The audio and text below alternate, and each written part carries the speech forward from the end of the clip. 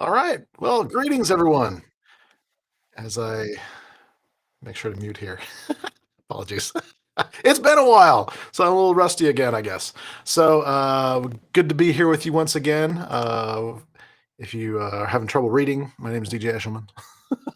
Our purpose with today's broadcast is to talk more about goals. We're going to be doing this all month long. The idea is that I just wanted to share some things that are going on uh, with me, but also just kind of more about the journey, about how I got here and how setting goals has been part of that. And largely, my focus with this really is going to be centered around people like myself that work in information technology that are maybe feeling like they can't set goals or they don't have any point to doing so, that sort of thing. So I want to address some things and give some strategies for success that have helped me over the years. So I'm kind of hoping to inspire the next as I go along. So I don't really have anything to sell, no programs or anything like that. That's not what we're here for. But what I wanted to do is take the month of March and show you how I have a kind of a system where I just put things into the margins of what I'm doing and work on those in a way that actually does cause goals to be accomplished. For those of you that are not familiar, and yeah, okay, I did. I was about to say, I usually have these on my desk to be able to just demonstrate this. But kind of the results of this in 2020, I was actually able to manage to publish two books. Be a Citrix Hero was the first one I published, and Just Do This, which is a methodology guide that tells you what you need to know about living in information technology. I was able to publish those in the same year. Well, the thing is, what I want to demonstrate to you over time here is that it didn't just happen that way. It didn't just happen overnight. I didn't just happen to wake up one day and say I should write a book, and later that day I had a book and it was all published. It didn't work like that at all. Uh, I had to fit it in the margins of my life, and so particularly this one, just to this. This actually was the project was started in basically 2017. A little bit of precursor work before that, but this was really a long time in the making. 3 years to actually get to the point of starting the project and actually publishing, just because I was busy with a lot of other things and didn't always adhere to the system we're going to be talking about over the next few weeks. But nonetheless, wanted to kind of preface with that and say that what I'm going to use as an example is a new project that I'm working on, which actually does merge the two things I just demonstrated. Actually, it's a massive undertaking. It is going to be a course in how I apply a methodology to the Citrix world, and so we're going to be diving into more about that as I kind of actually literally discovering what things I want to be teaching in this course along the way here. So there's a lot of process that goes into this, a lot of background work, and so partially this is to keep me accountable as much as anything else, and letting you in on the process to see where that all goes. And so happy to have you along. If you have any questions along the way, feel free to put them in the chat, or if you don't, just say hi. That's fine too. What I'm going to be doing is editing this video down at a later date into podcast episodes and maybe just a much more specialized YouTube video sort of thing. So feel free to pop in. I'll just edit those out or leave them in if they're fun. Either way, but feel free to say hi. If you have any questions along the way, feel free to pop those in, and I'll get to them when it's appropriate, for sure. So yeah, let's get started. So today I wanted to talk more about kind of where to start and where to start with anything, whether it's a project or just in getting up out of bed when you first wake up. Is why. Why are you doing this? There's always some motivation, and why can be something as simple as I feel a physical need to do this, like for me personally, there's when I'm first getting up in the morning, there's some physical needs driving me forward. And so that's a major decision of why I get up in the morning. Let's be honest. It really can be that simple when it comes to these kind of things, but connecting with that why is so important. So when it comes to bigger picture things like, for me, deciding to make books and websites and courses and do stuff like this, my why went deeper, and it's came for me back in about 2013, I think. I was It was 2014. Yeah, so I was traveling the world basically as a consultant. I had found that um, I'm going to jump ahead a little bit here, but we'll come back to this concept here shortly. I had a goal in 2009. I wanted to be an architect. I was really just basically an engineer doing small business. I was running, or not running, but I was actually part of a business that was actually serving a bunch of small businesses and clinics at the time. And so it was me basically in front of about 11 different Citrix environments at the time that I was running. But they were all very small. It wasn't really getting me anywhere. I was stuck as far as my career went. All I could do was add on more work. I wasn't really advancing. There was nowhere for me to go in that. And so after some conversations, I really found that it'd be better if I could um, basically upgrade my career, I guess you could say. And so I didn't know what that looked like until talking with some folks that were in the industry and that sort of thing, and finding out that there are these job titles that are associated with this that I generally had no idea. I was just a guy who learned a technology and was doing it for people. So I had no idea that there were these like tiers or whatever you want to call it for various aspects of the career. Like you had people that were service desk or help desk administrators. You had people that were administration of Citrix, like the technology, like network administrators, that sort of thing. And then you had engineers, people that actually built it out and made it work. And then on top of that, you had architects. And at the time, I didn't know exactly what an architect really did, honestly, but from the name, I could imply that they designed things. And then I actually started to dig more into this and found that yeah, the average architect salary was about 3 to 4 times what I was making at the time. So my why became pretty obvious to me, that I wanted to move forward in my career and make more money and have less stress. I wanted to have less of those 2 in the morning. I'm being waken up because there's an alarm going off somewhere. That sort of thing. And so I set like a 5-year plan to say, okay, within 5 years, I want to be at that point where I can be considered an architect and be making, the money and doing the things the way I would want to do them. So fast forward about a year later, I have quit that job. I've taken a kind of a temporary job and another one, just kind of start moving forward in that regards. So I'm working for a bigger company, and then at the end of that contract, I ended up working for Citrix Consulting as a contract. And it's turned out that that was 2011.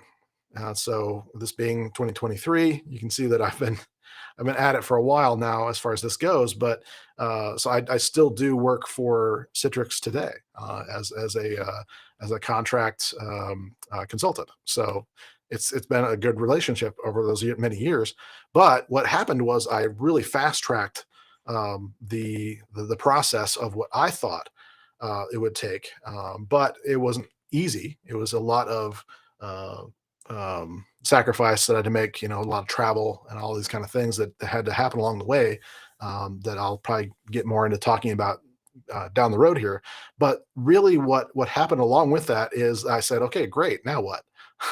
And I'd taken some time away just to kind of work for another company for a while and not be traveling so much. I mean, when I say traveling a lot, I mean literally like Sunday I'd get on a plane, fly somewhere in the country, or even sometimes like other countries, and I would fly back that Thursday and try and recover some energy on the weekend, basically, so I can fly out again the very next week. So it was a constant churn of travel, which put me in a ecosystem that was very conducive to better experience for sure, and learning that level of influence. Um, uh, and so, but it's been yeah, an interesting way to go throughout all that is for sure. So let's see. I'm just gonna take a quick pause. Somebody's saying they're having trouble with a LinkedIn video feed, so I'm gonna check that real quick. Well, that might be an individual experience. So sorry you're having that, but hopefully you'll be catching up soon here. So recorded nonetheless. We'll have these available on YouTube and the other platforms. So sad you're having that problem, but hopefully it goes away. um, Oh, Stephen. Okay, yeah. So great. Um, all right. So back to the sorry. Whew, rabbit trails there.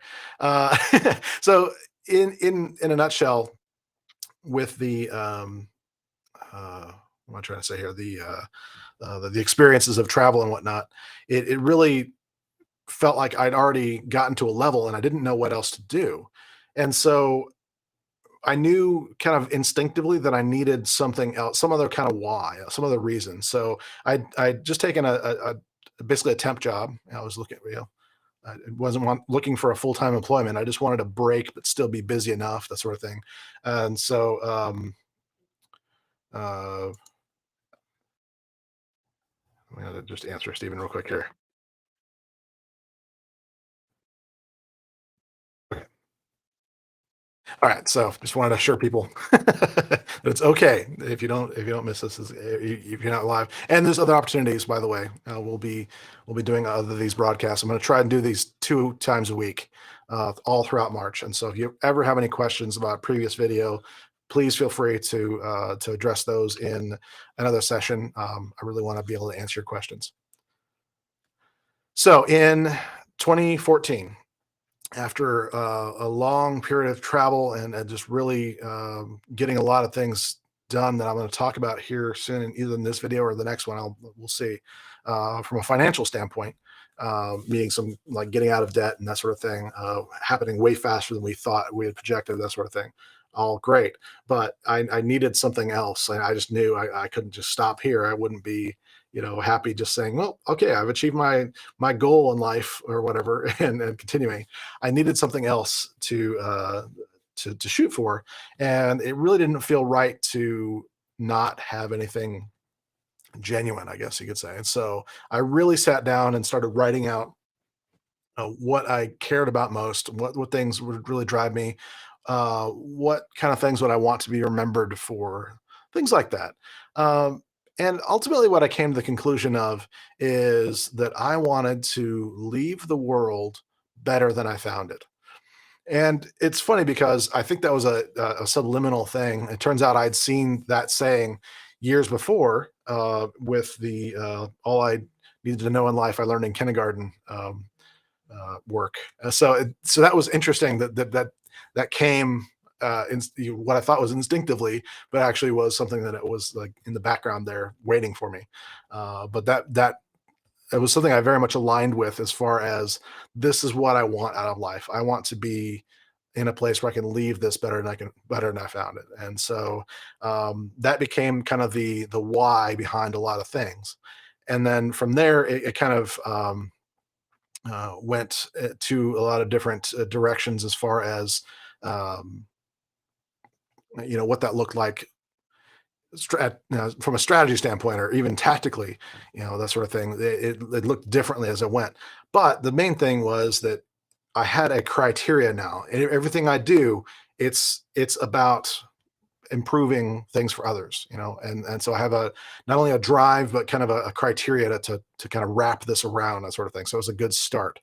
Um, but then I found that okay, that's it's a very wide goal. I need to get more specific, and so at that point, it was probably about I don't know maybe a year later almost that I was back working with consulting work and doing all that again, and I started to look into, well, maybe I should start my own business doing either this kind of work or other works and that sort of thing as well. So I started to dabble in that a little bit and found that there were some things that I liked about it, but a lot of things that I didn't. I didn't like, the kind of the marketing and sales aspects of the things. I didn't enjoy the looking for work. you know, I like I like being the one that was, being able to just provide the work, even if I wasn't making as much of the money, it didn't matter to me as far as that went. I was still doing fine, which was interesting. But at the same time, I started to think, okay, well, am I being restricted in some area where I could give different answers or be put more of myself into the work? And so I started a consulting company that I called Belt of Truth Consulting or Bot Consulting, if you like to shorten that down. So I started that whole process and had a few clients, nothing really major, but honestly, it really just was something that I wasn't truly inspired by. It wasn't really what was really driving me. I didn't feel like it was making any kind of real difference. Um, and it was about 2016, I think, when I ran across a gentleman by the name of Michael Hyatt, and he had an online summit that was going on that exposed me to a lot of the what people are doing. Like you see a lot of people like myself and others on like LinkedIn and YouTube and whatnot, where we have a business. Some people call it being an influencer. This is not really what I'm after. I'm more of like a digital entrepreneur as far as that goes. I mean, I wanted to just be able to say, okay, how can I take what I've learned and make that something where I can hand that to others and let them uh, be successful at it after me. In other words, literally my first why was, well, what if I could have a bunch of people that I've trained that could actually come to work for me and do the things that that I'm doing like I would do them, that sort of thing. That was my initial thought. But eventually that became less palatable. And I said, you know what? I think I would rather go wider with that and just be teaching people and to learn at their own pace and to be a resource and make that work in such a way that would be uh, palatable for a either in the margins, like I was talking about, or eventually as a true full time thing where this is what I'm being paid to do. So that's really the thing that has been driving me forward the last few years for sure. Is those notions, but that came from knowing my why, knowing okay, this is what I care about. I there was a point, and I'll be a little honest. I'll probably be editing this part out, but for our live stream, I'll go ahead and say it. Um, there was a point in 2021, going into almost all of 2022, that I was very much ready to give up. I was very much ready to say, you know what, maybe it's time to move on. Maybe it's time to just not be in technology anymore. And so I started working towards that. I started working towards, starting other things and kind of discovering, what other talents can I put forward out there. Most of you know that I will on occasion offer coaching services and that sort of thing as either a life coach or a professional coach, either one, mostly life coaching. Um, but there was just a weird feeling I was getting, like it just didn't quite fit, and I didn't know why it wasn't fitting. And so what ended up happening was I really stopped to ask myself, okay, what is the real why here? What is the real thing that's going on? What is really kind of driving me forward? I guess you could say with this. And I found in that particular case there was a empty space there, and what it was for me was a um, wow. I don't know. I'm struggling with how to fully explain this. So I apologize, but the emptiness there was much more along the lines of I felt like I was not living in that why, not doing the things that I was truly meant to do. Not doing the thing, not following up with what I said just because it got a little difficult. All these kind of things went through my head.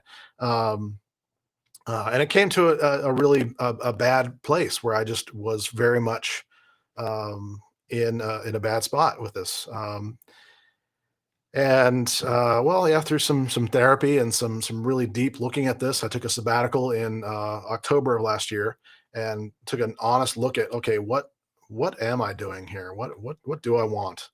And the conclusion I came to was that will I be working in IT forever? I don't know, probably not. But I know I'm capable of more. I know I'm capable of making more impact on the people that I've encountered and the people that I have not yet encountered. And so that's been a kind of a turnaround point for me of saying, you know what, very much. I think I'm kind of I, I I think I know better than to use the word called, um, but in the right place at the right time. This is the right time for encouraging people in information technology, not just only teaching them new things about the technology, but encouraging them to be, better and complete people in information technology in general. So that's really what's been driving me, and so that's a why that I've connected with recently, And I mentioned Michael Hyatt. There's some great things that we'll be doing.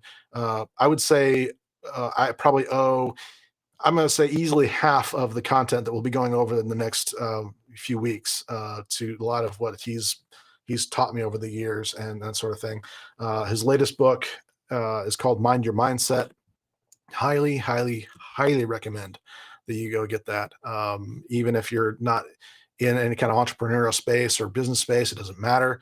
It is a book that's written for pretty much anybody to kind of be mindful of what stories you kind of the back of your mind is telling yourself and how to get around that, kind of use that to your advantage instead of letting it just dominate your life.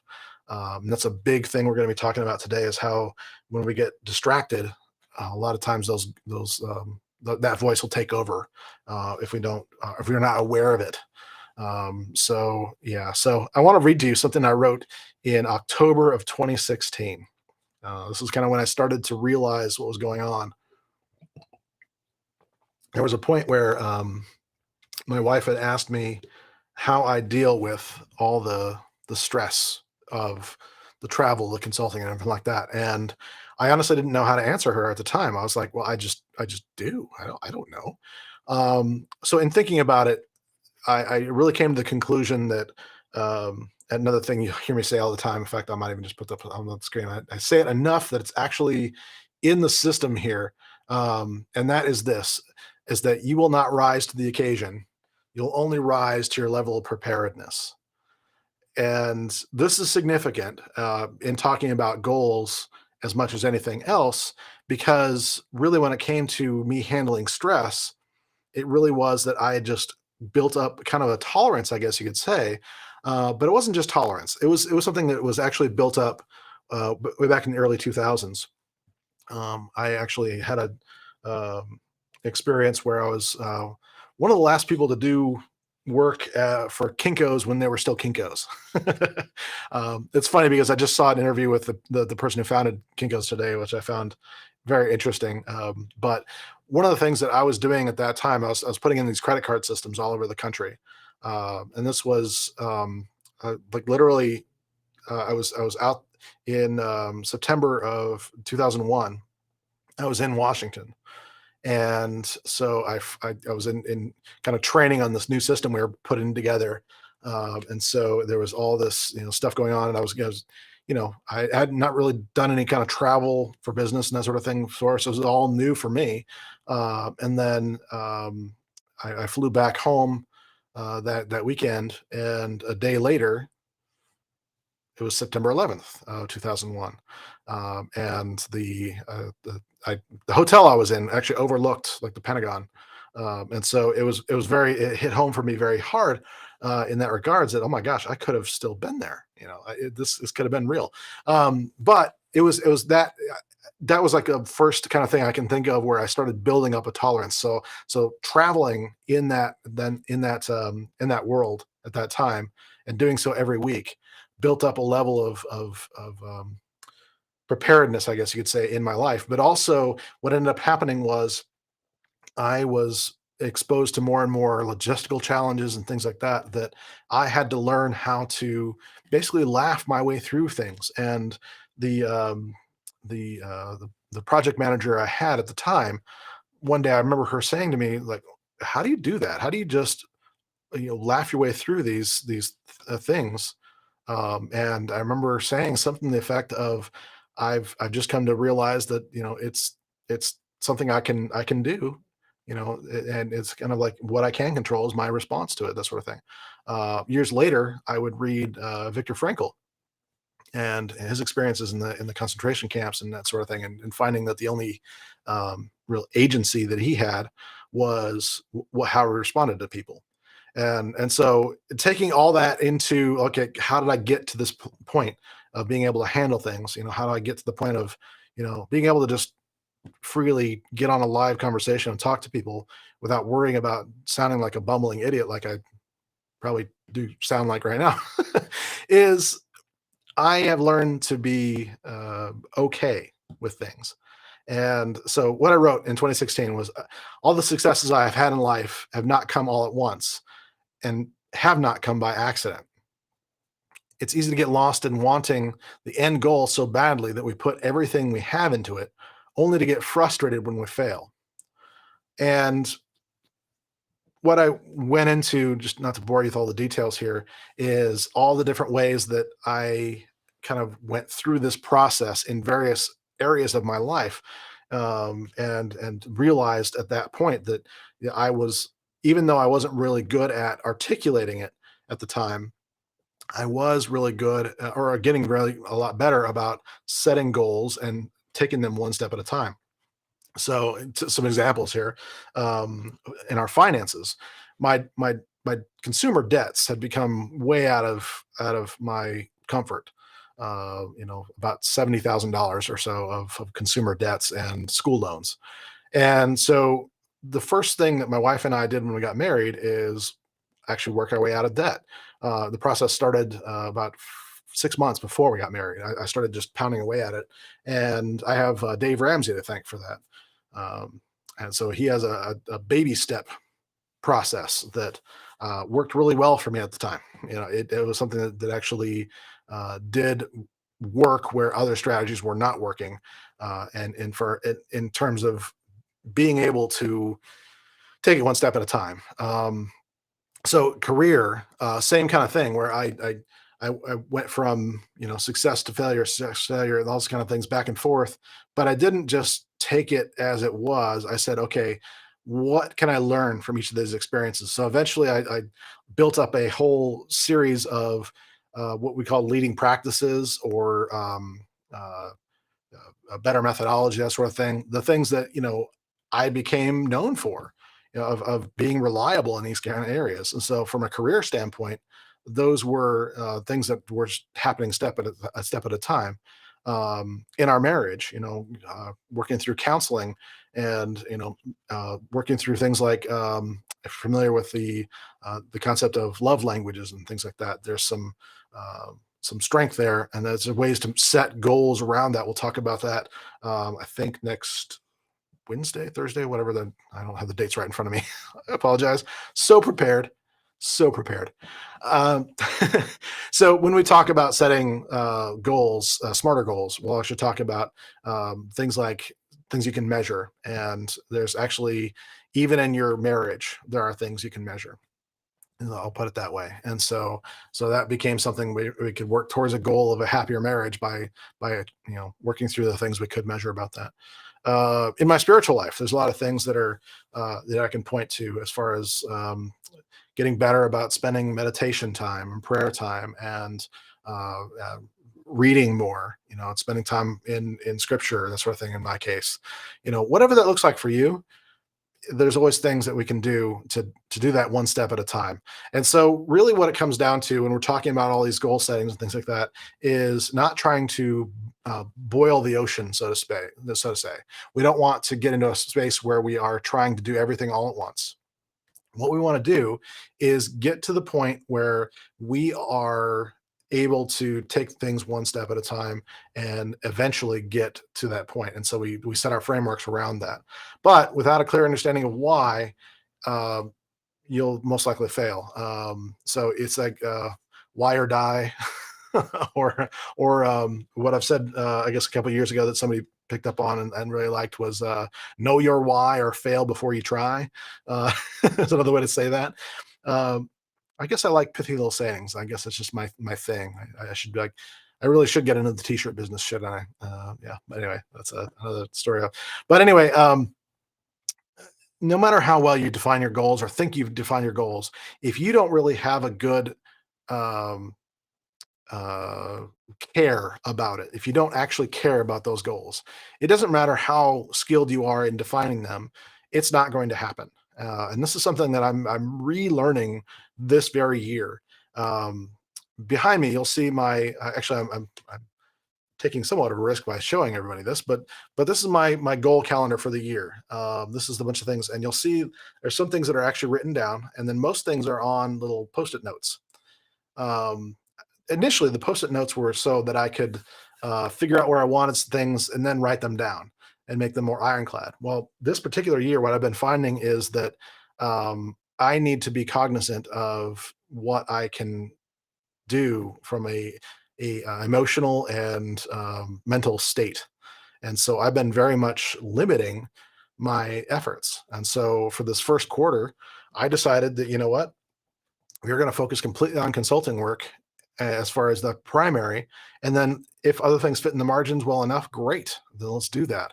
And so that's why I'm actually finally comfortable at this point with moving forward with these other things and talking to you about these things now, because I am very much at that point of comfort with it. But this isn't my primary goal. What I'm doing right now with you right now is not my primary goal. I mean, if it was, I would feel pretty sad that there aren't more people watching this live with me right now. But it's not that. That's not the goal. The goal is to having produced this and shared it for you, and then optimize it later down the road. That's the goal. So anyway, as far as that goes, it's not something that I'm. It's not I don't have a specific goal around this kind of thing. It's more of my goal is to make a certain amount of revenue from my consulting work over my first quarter to carry me through doing some other work as I go along in the year. Some work that we'll be talking about throughout this time. So if you don't actually care about your goals, that usually tells me one of two things. Well, I should probably more than two things. I'll be completely honest with you. It it tells me that as far as your goals go, or what you say your goals are, they may be something that is based on guilt, like you're setting a goal or what you say is a goal based on what you think you should be doing. And as Tony Robbins says so frequently, you have to be aware of this because you could end up just having should all over yourself, and we don't want that. So get rid of should. Obviously, that's not a good reason for a goal. It's not solid enough. It's never going to work. It's never going to be. It doesn't, like I said, it doesn't matter how good your plan is. If you're doing something because you feel like, well, maybe I should do this, that's not really truly good enough. You're not believing in that enough to make it really truly meaningful, even if you do achieve it. And so this is important. The other thing that you can sometimes end up doing is fooling yourself into thinking that the goal is something you will care about.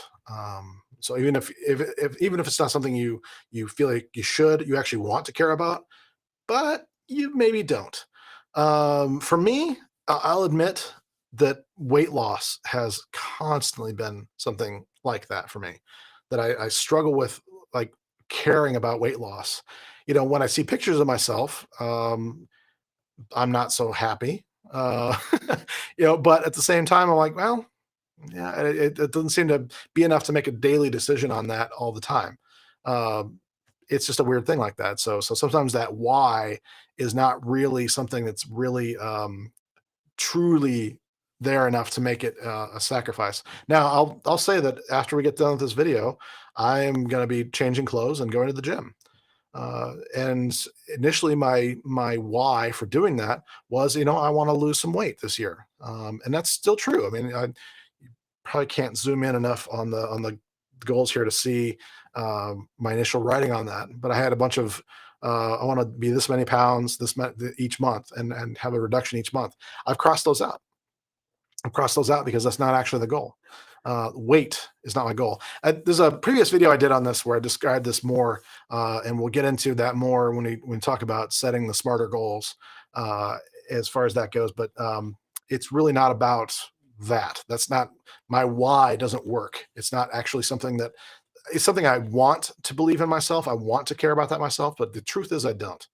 The truth is I can be perfectly successful and loved and cared for and happy, even not. But the one thing I can't be is healthy.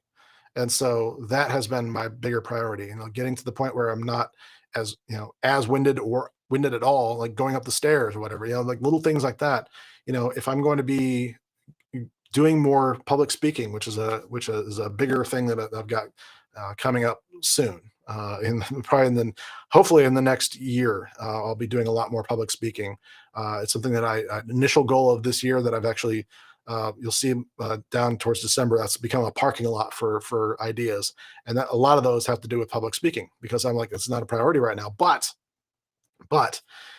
I do want to have full energy when I'm on stage. I owe it to you if you're coming to see me, I owe it to you to be energized, healthy. It doesn't matter if I've got a little bit of softness around the middle here. It really is about my energy, but also about my health in general. I've got some blood pressure problems and other things like that that I need to be taking care of, better care of myself now that I'm getting to more advanced years. So that has become a better why for me. That's something that's like, okay, this is something where I can put the measures to it and I can actually care about that more. And why? I don't know why it is that I care about that more, but I can relate to that more effectively. Probably get into the deeper psychology of that, but it doesn't matter. The reality is that by acknowledging that as my why, that's true, then I can more effectively get to the gym. I can more do the things that for several years now I've said I care about. I said I care about my weight, and it fluctuates up and down. It's crazy because you know what? I feel like I should, or I feel like I want to, but I don't. There's some other things too, as far as setting goals as to why that come into this. And what I wanted to focus in on when it comes to people in IT is when people are setting goals for you. This is when it becomes very, very difficult. And so I wanted to kind of spend the rest of our time talking about that. Yikes. Apologize. My goodness. The joys of live is getting a dry throat all of a sudden. So the bottom line is for any goal to be successful, you have to be the one that's invested in it. If it's a goal that you are it depends on you to be successful, then you have to be invested in it. The problem with that is that sometimes, like I said, goals are set for you, or you'll have things that you need to achieve because of your employment or some other things too. I mean, this can even happen at home. I mean, you can have some things like not to be really simplistic about it, but there's some projects here at the house that I've kind of taken responsibility for. And so whether I do them or I have somebody else hired to do it doesn't really matter. I have the responsibility. So if I don't care about it, if I can tolerate, that there's this massive gap underneath our stairs where the wall had to be taken out, and it's not been repaired for a long time. I'm just going to tell you that right now. Uh, but the reality is that if I don't care enough to do that, if I'm not the one that's invested in it, then it likely will fail. Um, but the bigger thing here is that when you've been given something to do and you don't care about it, you lack something very important. And this is the word I've said earlier, which is agency. So to define that really quickly, so we're all on the same page, when I say agency, I mean a complete sense of self, that you are in control of your life and that you are in control of your circumstances. That can be tough. And going back to the Viktor Frankl example, where he found that his circumstances were not in his control, his body was not even under his control in the concentration camps. But what he could control was how he responded to it, and there was no way that anyone could change that. They could influence it, but they could not change it. And that is what agency is.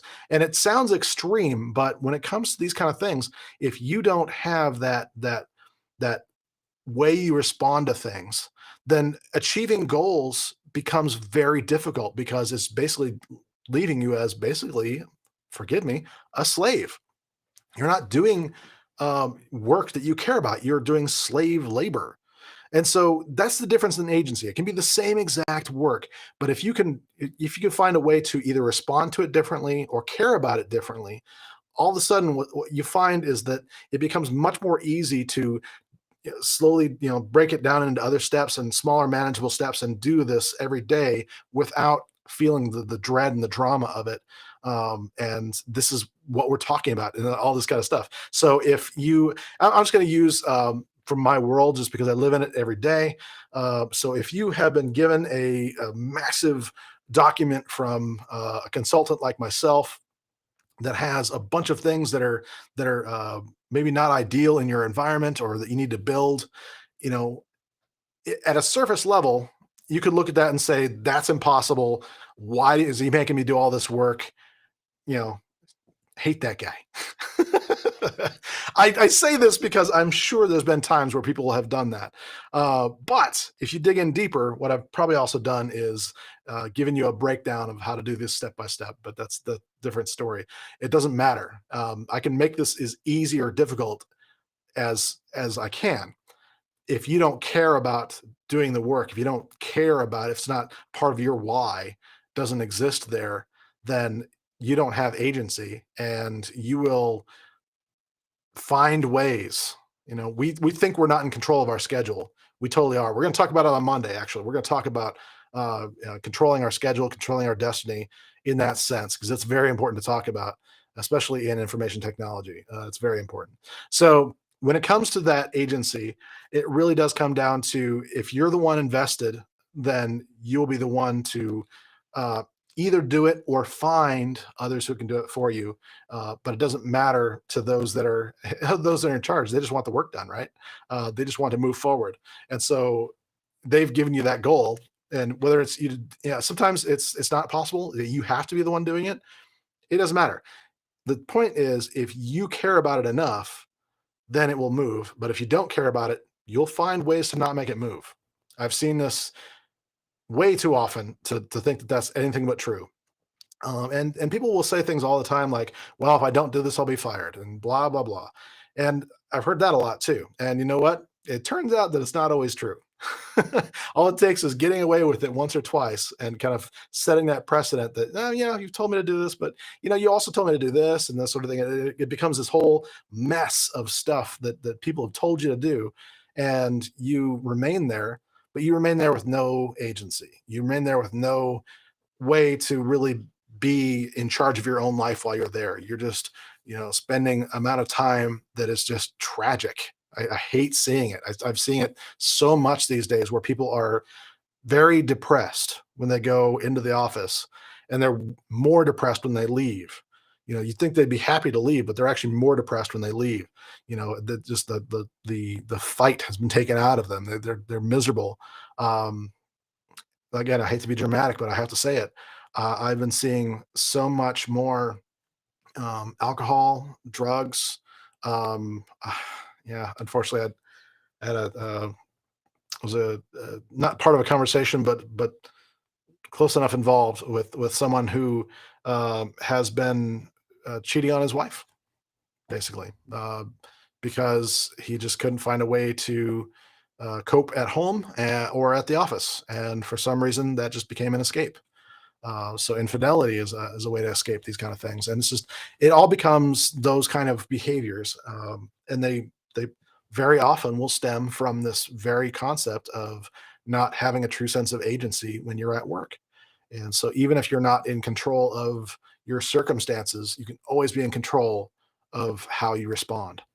Um, so the other thing about this is if you have goals that you depend on emotion or the way you feel about them being completed, that can be a bit of a problem with this.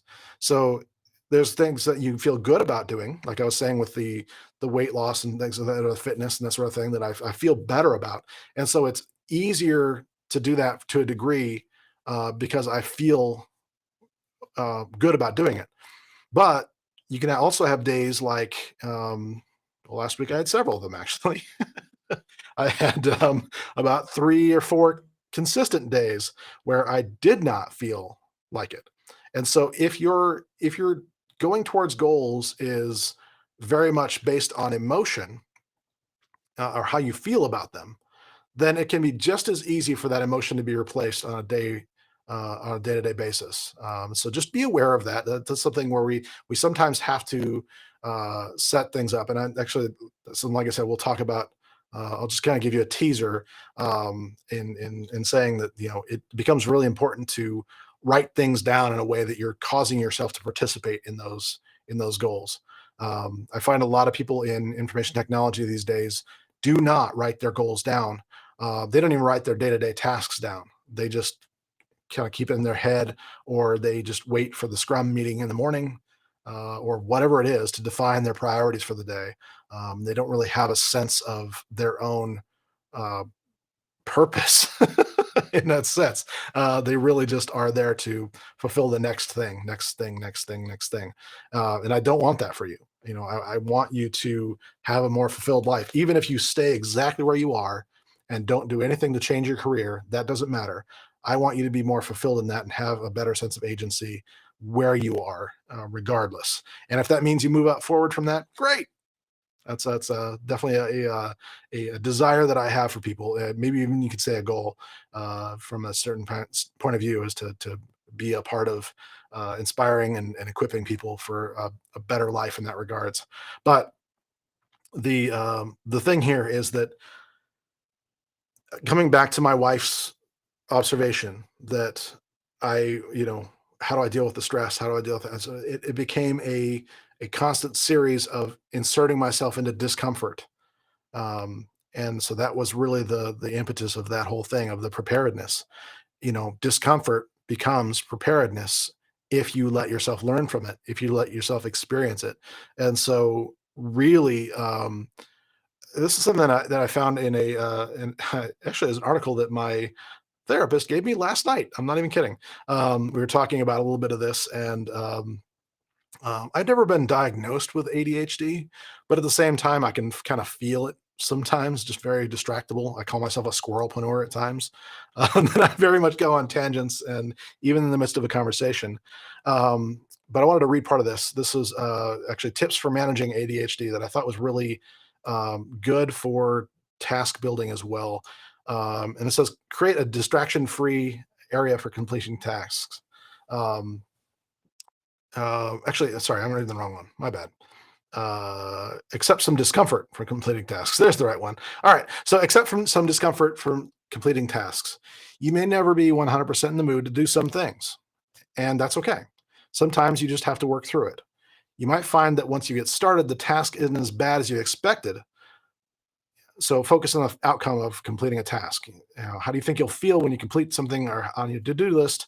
And often adults with ADHD often overestimate how difficult a task will be and underestimate the positive feelings that come from completing it. Now, notice I'm not saying that the emotion of the thing itself. It's the feeling of completing it. There's a different sense there. There's a sense of achievement that is a different thing. But that accepting some level of discomfort, but also at the same time realizing that it may not be as difficult as you think. And impossible is a horrible word. it's it's something where, especially in technology, it is so rare that we encounter problems that no one else has actually encountered. Now, it may be difficult sometimes to find whom else has actually encountered these problems and seen what they have done about it. But we also live in a world in technology where we've got some unfair advantages. We have for a long time. I tell people all the time that, you can give me a lot of credit, but the honest truth is, I I became friends with Google way before most people knew what Google was. Truthfully, this is actually something that early on in my career, I would say 2003, 2004, that's the only reason I knew anything about Citrix, was because I was thrust into this situation. I was kind of voluntold to to learn this stuff, and pretty much all I could do was, search for it, for answers for these problems. But I found that most of the times when I had a problem, if I learned how to search the right way for it, I could usually find a solution. Very, very rarely did I ever have to call like support or anything like that. I was always good at finding the solution. So when it comes to that, yes, it's discomforting, to feel like you're not the one that's smart enough to know the answer if you say it that way. That's sometimes the story we tell ourselves, but it's not true. The truth is that nobody can be that smart to be able to be, and actually psychic to know when something's going to go wrong. It just doesn't work that way. But by experiencing the discomfort of that and putting ourselves in a position to say, you know what, there's probably someone else that's dealt with this, and I don't need to be the one that has the answer in mind. I just have to be the one that comes up with the answer. Say that a different way. I don't have to be the one that has thought of the answer. I just have to be the one that has the answer at the time it's needed. Is another way to say that. So, in other words, it's not about memorizing everything, and it's not about, having all these things right in front of you. it's a lot of times about using search, right? And these days, I mean, most people hopefully know this by now, but I actually front end Google with a service called Presearch that I actually participate in, and actually, I don't know if I have a thing up on that or whatever, but probably not. I'll have to follow up on that. But basically, same concept though. It's doing search when you have a challenge. So you're not having to sit there and say, "Oh man, what did I have?" Or maybe it's taking a OneNote and having things ready for that. But when it comes to that sense of um, discomfort and leaning into that, that's where you grow and you get better about finding those answers more quickly, or sometimes it's just about knowing them. If they come up more often than not, sometimes they just become leading practices, and that's where I've made a lot of my mark on the world actually is through those kind of hard lessons and learned.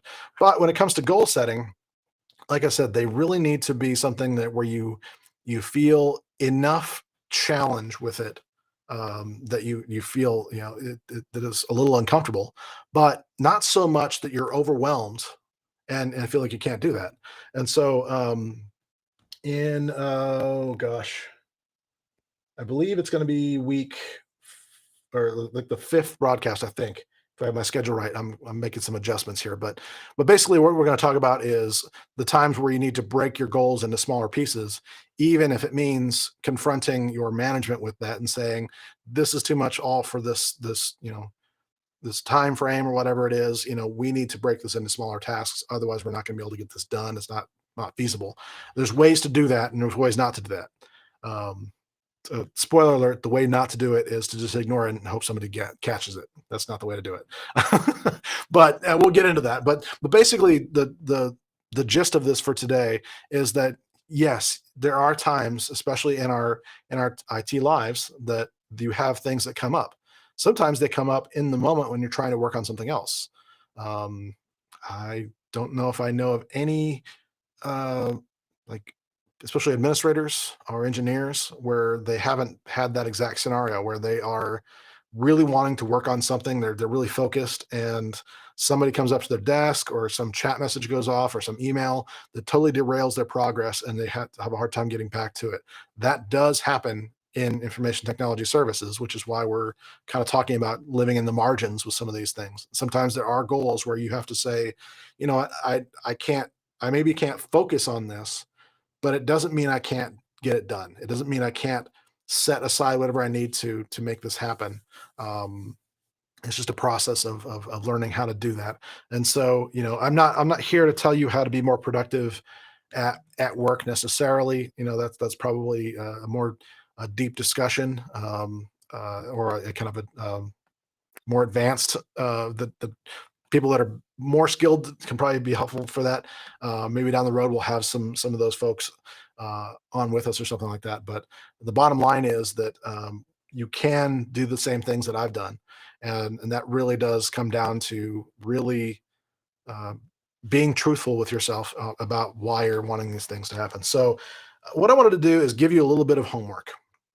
And your homework for today is to take hopefully people have taken notes. I didn't say this from the beginning, but for all these sessions, I would highly encourage a pen and paper, or just like a moleskin notebook or something like that, to take notes. It's where it actually is working for you, and you're actually putting not only your ears and eyes, but also your hands to work in the same task all at the same time. Studies have shown time and time and time again that when you do that, your attention becomes much greater. So I do encourage that. But one of the things that I did want you to write down is being honest with yourself about goals you currently have, if any, if they're ones you really feel um, have come from you or not. And if not, well, let's start with the ones that have come from you.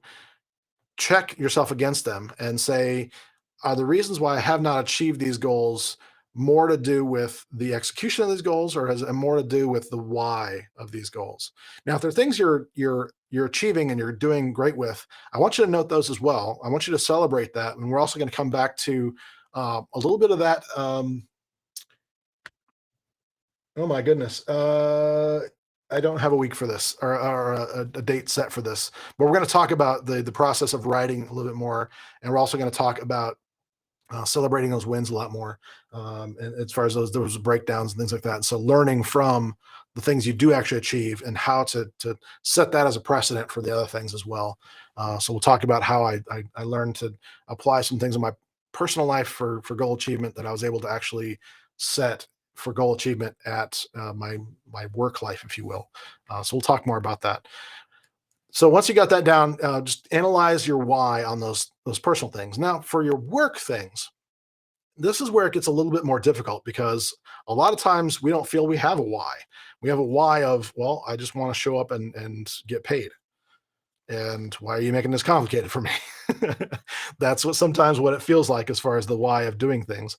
The why becomes, well, I don't want to get fired. Yeah, so it's all things like that. So when it comes to things like that, I want you to ask yourself, two basic questions. One, do I have agency here? Do I feel like this goal has anything to do with me? Do I feel like I have any kind of thing I can control about it? And two, what can I control about this? What can I do to become invested in this goal? So that I would say is your homework for this time around. Again, we will be back on Monday. Actually, I'm going to look at that right now. I closed my calendar because I didn't want things going off in the middle of the broadcast here. So let us go and see exactly when the next one is. I think it is Monday at noon Central Time. So a little bit of a different. We're doing this at different times, not on purpose, but more to work around my clients' schedules. So my clients come first. So sorry, but that's part of my why. I feel like they should be given first priority over my time, not just because I'm getting paid for it, but because I care about their outcomes, and I genuinely do. I didn't think I did at first. I honestly thought this was just gonna be another job for me, but I've stuck with it for so long because I actually do care about the outcomes. So Monday at noon Central U.S. we'll talk about the concept of taking control of your present to rule your future. In other words, we're going to talk about getting things written down as far as your schedule and things like that, and getting a sense of control over your day. If we have the time, we'll get further into that. There's a concept called what gets scheduled gets done. So we'll introduce that, and then we'll come back to it again, most likely when we're talking about some of the smarter goals. But I think that having that concept in mind will be a big thing for next week. So that's Monday at noon Central, Monday, March 6th at noon Central. And then on Wednesday, March 8th at 2 p.m., that's when we'll start diving into the concept of smarter goals. You may have heard kind of in some industries, you'll have setting SMART goals. I believe expanding that is important. So I'm going to use the Michael Hyatt kind of endorsed way of setting goals, which is the smarter system. So very similar, just adding some things on to it. But anyway, I wanted to go through that because that has made a huge, huge difference in the way I approach things in the margins, especially. But especially for big life goals and for the big things. And so we'll start to talk about how I am using that system to break down a much bigger challenge of creating a 3-month online course.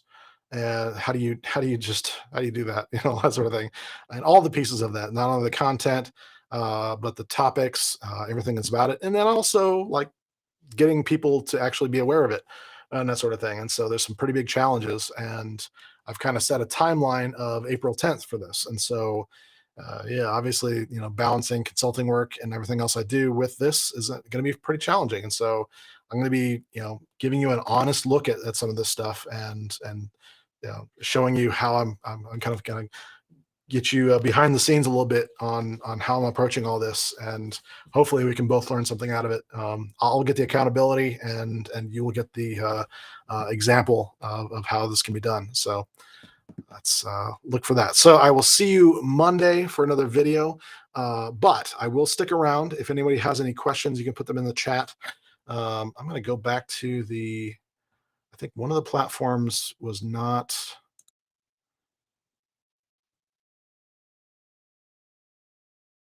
Well, maybe it was. Okay. So if you ask me a question and I was not able to answer it, if I didn't see it, I do apologize. Um, Pretty much one of those things where the service goes out to multiple streams all at the same time, and sometimes they honor the chat back and forth, and sometimes not. I can see that LinkedIn does, and we'll try something with YouTube. Um, yep. So I say hi to myself on YouTube. So okay, so that's working again. It's yeah. I haven't used the platform in a while. So just making sure. So absolutely. So if you have any questions, feel free to put those in. But if you miss me and you have a question after reviewing this replay, try to get into one of my next sessions and just in the chat for those, just say, I have a question about, whatever episode it was, and ask your question and I will answer that just as soon as it's feasible. But I do appreciate all of you for your attention today. I know this is a much bigger thing. I'm trying to break this down into manageable pieces that kind of present themselves in a way that kind of slowly start to make sense, because that's ultimately what it's going to take. Trust me. So I appreciate you. I believe in you, and in whatever you're doing out there, make sure to give yourself some little bit of credit for leaving it just a little bit better than you found it. See you next time.